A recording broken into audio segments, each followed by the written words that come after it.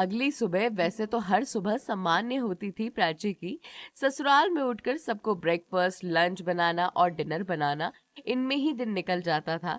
पर वो अभी अपने मायके अपने पापा के घर आई हुई थी, तो यहाँ उसे काम का कोई बोझ नहीं था। पता नहीं क्यों आज मन में एक अलग सी घबराहट हो रही थी। सुबह उठकर वो बाथरूम की ओर बढ़ी, तभी अचानक उसका फोन बजा। ट्रिन ट्रिन ट्रिन ट्रिन ट्रिन ट्रिन। प्राची ने कॉल रिसीव करके कुछ बोलना चाहा, उसके पहले ही सामने से आवाज आई, बहू आज हमारी गाड़ी आ रही है तुम्हें लेने के लिए, आ जाना। और इतना कहकर फोन काट दिया। प्राची समझ गई थी कि ये अमन की मम्मी की आवाज है। उन्हीं के फोन करके बताया था कि आज उसे ससुराल जाना है। इसी ख्याल में खोई प्राची बड़ी दुविधा में फंसी हुई थी। ससुराल जाना मतलब फिर से वही जिंदगी जीना जो वो पिछले 20 दिनों से जीती आ रही थी। कौन था उसे समझने वाला वहाँ? अमन से प्यार कर उसने ये शादी केवल इसलिए की थी क्योंकि वो जानती थी कि अमन उसकी खुशियों का ख्याल रखेगा, और उसे पूरी पूरी उम्मीद थी। पर अमन ने तो उसकी सारी उम्मीदों पर पानी फेर दिया था। अब अमन का ध्यान प्राची पर होता ही नहीं था। काम में उलझा अमन खुद को भुला चुका था, और काम में उलझे अमन को देखकर प्राची अपने प्यार पर शिकवा करने लगी थी। अमन कुछ सुनने को तैयार नहीं था, और वो किसी और को कुछ कह भी नहीं सकती थी। क्या हुआ बेटा, कहाँ खोई हो तुम? किसका फोन था? प्राची की मम्मी ने अंदर आकर प्राची को टोकते हुए कहा। वो माँ, मम्मी जी का फोन आया था, प्राची ने जवाब दिया। क्या कहा समदन जी ने? वो आज गाड़ी भेज रही हैं मुझे लेने के लिए, तो मुझे वापस जाना है। क्यों बेटा, परसों ही तो तुम आई हो, आज जा रही हो? एक दिन रुकी बस हमारे साथ। क्या कर सकती हूँ मम्मी? हाँ बेटा सही है, शादी के बाद तो बेटियां पराई हो जाती हैं। उन पर ना तो हमारा कोई जोर होता है और ना ही कोई जबरदस्ती। तू एक काम कर, तैयार हो जा, मैं तेरे पापा से कहकर सामान मंगवाती हूँ। इतना कहकर प्राची की मम्मी वहां से चली गई, और प्राची खुद में ही खोई खोई सी अपने आप को आईने में निहारने लगी।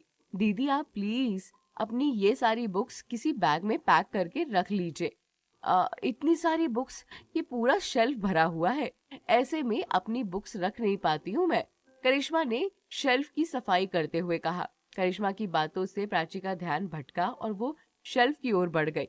शेल्फ के पास पहुंचकर उसने अपनी सारी बुक्स की गड्डी बनाई और उन्हें बैग में रखने लगी। बुक्स देखकर उसे एक बार फिर याद आ गया कि उसका सपना कुछ और ही है। इन्हीं सारी बुक्स में जब उसने आईपीएस बनने की तैयारी की थी, उस बुक पर नजर पड़ी तो मानो उसकी नजरें वहीं ठहर गई।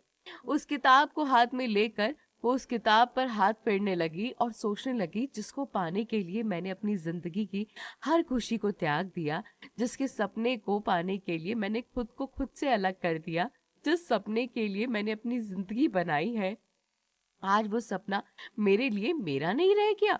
कैसे कैसे कहूं मैं अमन से ये सब बातें?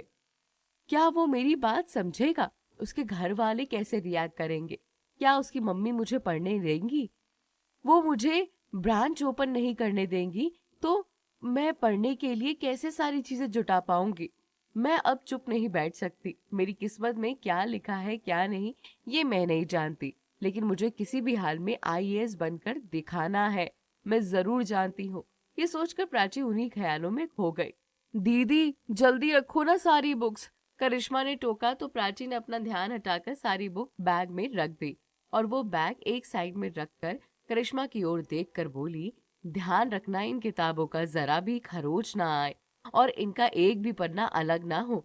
इतनी मोहब्बत क्यों है दीदी आपको किताबों से? बात मोहब्बत करने की नहीं है करिश्मा, बात जरूरत की है। जब हमें जरूरत होती है तब ये किताबें हमारे लिए कितने मायने रखती है ना, और जब हमारी जरूरत खत्म हो जाती है तो हमारे लिए किताबें कबाड़ के समान हो जाती है। दिन भर हाथ में रहने वाली ये किताबें जब बेमतलब हो जाती है, एक नजर भी हम इन पर ठहराना उचित नहीं समझते। और फिर इसमें कुछ ऐसी किताबें हैं जो मेरी काम की है, इसीलिए। ठीक है दीदी, मैं किताबों का ख्याल रखूंगी, करिश्मा ने जवाब दिया तो प्राची ने अपनी टॉवेल उठाई और वॉशरूम की ओर बढ़ गई। करिश्मा बेटा, प्राची कहाँ है? प्राची की मम्मी कमरे में आते हुए बोली। वो मम्मी, दीदी तो वॉशरूम गई है। अच्छा ठीक है, आज दीदी को लेने के लिए गाड़ी आ रही है, तेरी दीदी वापस जा रही है, तो तू एक काम कर, अपने पापा के साथ जाकर सारा सामान ले आ। वापस? अरे इतनी जल्दी, अभी तो आई थी। हाँ, ससुराल वालों ने अब बुलाया है तो वापस तो जाना पड़ेगा ना। और उन्हें लेने गाड़ी क्यों आ रही है? जीजू उन्हें क्यों नहीं लेने आ सकते? छोड़ने भी नहीं आए, कम से कम लेने तो आ सकते थे ना। करिश्मा ने अपनी मम्मी को देखकर कहा। क्या अनाप शनाप बकती रहती है तू? दामाद जी को टाइम नहीं मिल रहा होगा।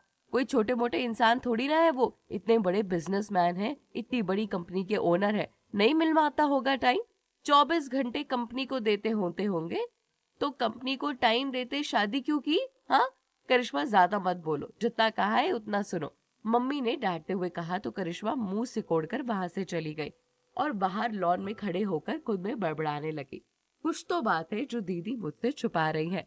दीदी ने तो अपनी मनपसंद लड़के से शादी की है, जहां तक मैं जानती हूँ। अमन जीजू इतने बुरे भी नहीं है, फिर क्यों वो दीदी को टाइम नहीं देते? क्यों दीदी से बात नहीं करते? क्यों दीदी को लेने नहीं आते? दोनों के बीच कुछ दूरियां तो आ गई हैं। अगर ऐसा है तो मुझे कुछ करना होगा, क्योंकि मैं अपनी दीदी की आंखों में आंसू नहीं देख सकती। बहुत कुछ सहा है मेरी दीदी ने, अब मैं आगे उन्हें ये सब सहने नहीं दूंगी। जा रही है तू अपने पापा के साथ या नहीं? अंदर से फिर मम्मी की आवाज आई तो करिश्मा चिल्लाकर बोली, हाँ हाँ जा रही हूँ। और खुद में बड़बड़ाने लगी, ये मम्मी तो 1 मिनट मुझे चैन से खड़ा भी नहीं होने देती। पता नहीं जैसे मेरे बिना इनका कोई काम ही ना होता हो। और इतना कहकर अंदर कमरे में जाकर अपने पापा को देखकर बोली, पापा चलिए हम सामान लेने चलते हैं। तुम क्यों? मैं अकेले चला जाता हूँ। नहीं पापा, मैं चॉइस में हेल्प कर दूंगी, करिश्मा ने जवाब दिया। सुनो जी, और सामान अच्छा लेकर आना और पैसों में कंजूसी नहीं करना। पहली बार समदन जी क्या कुछ भेज रहे हैं, कम से कम सामान तो अच्छा भेजेंगे। फिर से करिश्मा की मम्मी ने चिल्लाकर कहा तो पापा धीरे से जवाब देकर बोले, हाँ हाँ पता है मुझे, इतनी अकल है मुझ में। और इतना कहकर करिश्मा को लेकर बाजार की ओर रवाना हो गए। अब आगे क्या होगा आपको पता चलेगा अगले एपिसोड में, इंतजार कीजिए उसका।